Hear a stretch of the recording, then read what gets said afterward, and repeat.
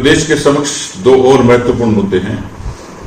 एक, कोरोना के साथ साथ प्रदेश में गर्मी का आहट और आगमन हो गई और इसी के साथ राजस्थान क्योंकि इन चुनौतियों से जूझता रहा, तो कोरोना के साथ पेयजल को उपलब्ध कराना ये सरकार के समक्ष एक बड़ी चुनौती है। लेकिन पेयजल के बारे में प्रबंधन ये ज्यादा महत्व रखता है। मुझे लगता है कि सरकार अभी चेती नहीं है और इस बाबत मैंने एक पत्र माननीय श्रीमान बी.डी. कल्ला जी को, संबंधित मंत्री को लिखा है।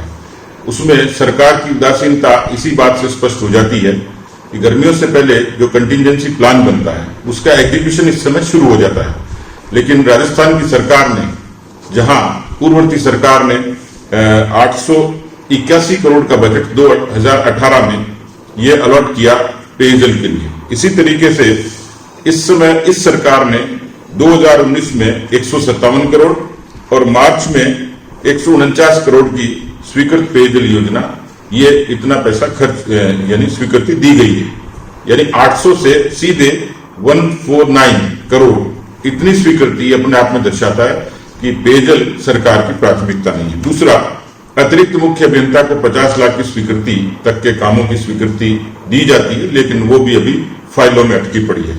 तीसरा, मुख्य सचिव ने 27 मार्च को कलेक्टर्स को निर्देशित किया था कि वो अपने अपने जिलों में पेयजल की मॉनिटरिंग करें, लेकिन इस समय कलेक्टर से लेकर ग्राम सेवक और पटवारी तमाम एजेंसियां कोरोना की मॉनिटरिंग में और प्रबंधन में लगे हैं। ऐसे में वो एक साथ ये चुनौतीपूर्ण काम कैसे कर पाएंगे, इसकी क्या कोई रोड मैप या कोई कार्य योजना सरकार ने बनाई है क्या? तो निश्चित रूप से मैं चाहूंगा, और मैंने इस बाबत पत्र लिखा है, कि पेयजल की भीषणता को देखते हुए, क्योंकि एक तरफ कोरोना का संक्रमण, उसकी लोगों के अंदर एक भय और साथ ही पेयजल की उपलब्धता, मुझे लगता है कि एक संतुलित प्रबंधन की आवश्यकता सरकार को है, जिस बाबत मैंने पत्र लिखा है। दूसरा, आयुष और इससे लेकर संबंधित आयुर्वेद और तमाम जो दूसरी पैथियां हैं, कोरोना के बारे में ये कहा जाता है कि उससे उपचार तो संभव नहीं है, लेकिन जो केंद्र की आयुष के प्रति एडवाइजरी थी कि आयुष का उपयोग करें, जिसमें योग, प्राणायाम और इससे संबंधित जो बाकी जो हमारे पारंपरिक नुस्खे हैं, जिससे इम्यूनिटी बढ़ती है, रोग प्रतिरोधक क्षमता बढ़ती है, लेकिन शायद सरकार के संज्ञान में नहीं है या सरकार उनको उपेक्षित समझ रही है। इसी तरीके से आयुर्वेद चिकित्सक, क्योंकि राजस्थान के मुझे जो जानकारी मिली है कि अधिकांश आयुर्वेद चिकित्सालय इस समय लगभग बंद पड़े हैं, क्योंकि आयुर्वेद चिकित्सकों की ड्यूटी कोरोना के दूसरे कामों में लगी हुई है। जो लोग आयुर्वेद का उपचार लेते थे उनके लिए एक तरीके की बंदिश ही हो गई।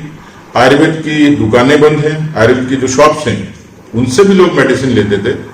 तो मुझे लगता है कि रोग प्रतिरोधक क्षमता बढ़ाने के लिए आयुर्वेद की इस पद्धति का, आयुष की एडवाइजरी का पालन किया जा सकता है, उसको उपयोग किया जा सकता है, ताकि लोगों की रोग प्रतिरोधक क्षमता बढ़े और बीमारी से बचाव में वो कारगर रूप से साबित हो। इसलिए आयुर्वेद के चिकित्सालय ये वैकल्पिक तौर पर खुलें, आयुर्वेद की जो मेडिसिन हैं, जो दवाई की दुकानें, वो खुलें और लोगों को रोग प्रतिरोधक क्षमता बढ़ाने के जो दूसरे पारंपरिक उपाय हैं उन पर भी लोगों को सरकार सजग करे।